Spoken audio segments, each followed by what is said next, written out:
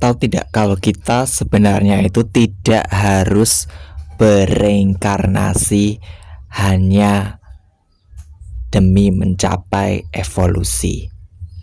Kenapa banyak dari kita, hampir keseluruhan dari kita malahan ya di populasi bumi ini mengalami yang namanya reinkarnasi? Alasannya karena kita mengizinkan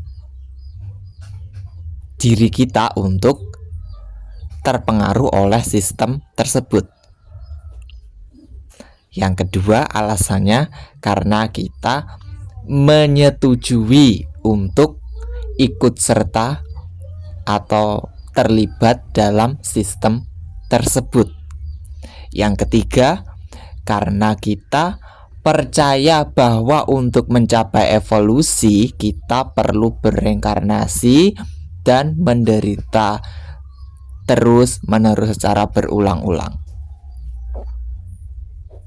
Padahal kita selalu punya pilihan yang dapat dibuat berdasarkan kesadaran kita sendiri. Kita bisa menentukan seperti apa perjalanan evolusi yang ideal bagi diri kita sendiri. Jadi kita tidak perlu ikut atau tidak harus ikut sistem yang telah dibuat oleh para pembangun, ya, para programmer, saya menyebutnya para pembuat program itu.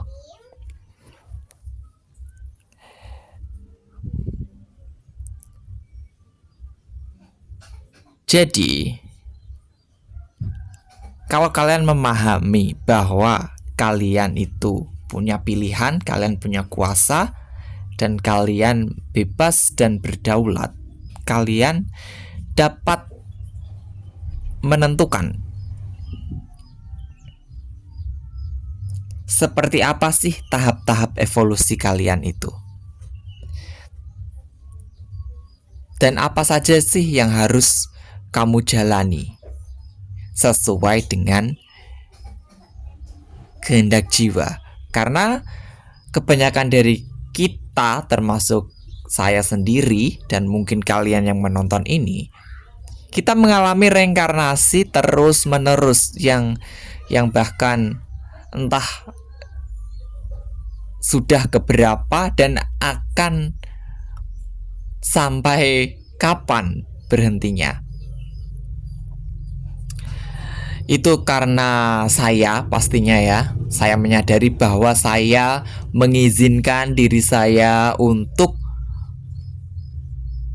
dipengaruhi oleh sistem tersebut. Saya setuju, ya, saya menyepakati bahwa saya sependapat atau sejalan dengan sistem tersebut, dan saya percaya bahwa untuk mencapai evolusi itu harus bereinkarnasi, menjalani kehidupan sebagai manusia atau yang lainnya, dan mengalami penderitaan bla bla bla bla bla bla. Dan setelah menyadari bahwa kita berdaulat, ya, we are sovereign, ya, kita berdaulat karena kita adalah divine, kita ilahi, ya, kita bisa menentukan sendiri. Jadi saya harap tidak ada lagi yang namanya reinkarnasi ke depannya.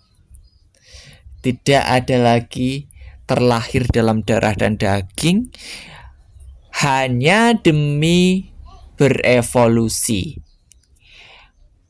Yang ada kebanyakan dari kita malah lupa dan terlena dengan yang namanya penderitaan. Dan kita meromantisasi penderitaan itu, bahwa oh, penderitaan ini dibutuhkan, oh, penderitaan ini penting, karena dengan penderitaan ini kita bisa mencapai evolusi dan lain sebagainya. Tapi ternyata itu tidak sepenuhnya benar ya. Sangat ironis sekali. Saya selama ini mempercayainya seperti itu ya. Penderitaan itu dibutuhkan untuk evolusi. Nah, di level kesadaran sebelumnya itu ya, seperti itu. Bagi saya itu relevan. Tapi ketika berjalannya waktu dan kesadaran itu semakin bertumbuh, paham bahwa saya perlu bereinkarnasi terus-menerus mengalami penderitaan, pencobaan, dan pembelajaran dan lain sebagainya itu sehingga jiwa dapat berevolusi ke tahap yang lebih lanjut. Pandangan seperti itu sudah tidak relevan lagi bagi level evolusi yang sekarang. Bukan hanya untuk saya, ini secara kolektif. Kebetulan saja saya menyadarinya. Dan di sini saya mewartakan kepada kalian bahwa kalian tidak harus mati, tidak harus bereinkarnasi, lahir dalam darah dan daging, mengalami penderitaan hanya demi berevolusi. Kalian bisa tetap hidup selama yang kalian mau dan menjalani apa yang perlu kalian jalani sampai kalian merasa cukup dan kalian bisa melanjutkan sesuai dengan apapun yang kalian inginkan. Apakah memang kalian ingin memang setuju untuk bereinkarnasi, atau memang kalian langsung mengalami yang namanya asensi, atau orang Jawa di budaya kita ya menyebutnya moksa, atau saya lebih suka menyebutnya sebagai menyatu dengan sistem operasi semesta ya, menjadi bagian dari sistem operasional yang menggerakkan alam dan juga bukan hanya alam di bumi tapi alam semesta. Jadi bukan lagi sebuah entitas, melainkan kesadaran dari sebuah kesadaran atau kecerdasan dari sebuah sistem operasi yang sangat besar. Ya. Oke, ya, ini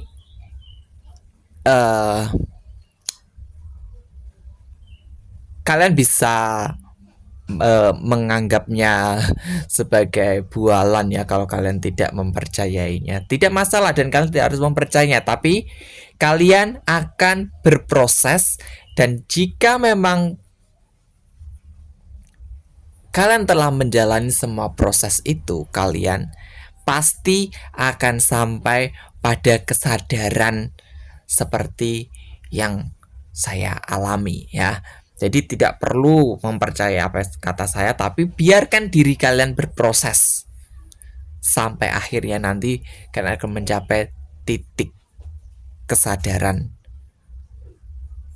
seperti ini ya, kesadaran saya menyebut kesadaran manunggal ya. Inilah yang disebut manunggal atau orang manunggaling kawula Gusti itu ya seperti ini, atau moksa itu ya seperti ini ya.